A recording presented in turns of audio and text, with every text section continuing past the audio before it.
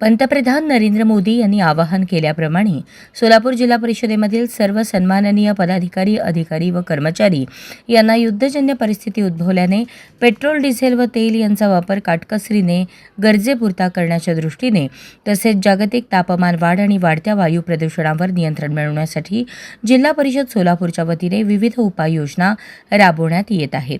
पर्यावरणाचे रक्षण करणे आणि शाश्वत जीवनशैलीचा अवलंब करणे ही आपल्या सर्वांची सामूहिक जबाबदारी आहे.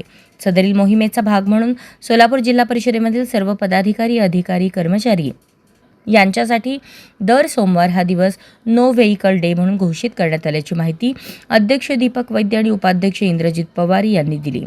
या संदर्भात प्रत्येक सोमवारी काही सूचनांचे पालन करणे सर्व पदाधिकारी, अधिकाऱ्यांकरता अनिवार्य राहील. नो व्हेइकल डे दिवशी सर्व पदाधिकारी, अधिकारी, कर्मचारी यांनी आपली खाजगी दुचाकी किंवा चारचाकी वाहने कार्यालयात आणू नयेत. खाजगी तसेच शासकीय वाहनांचा वापर टाळण्यात यावा.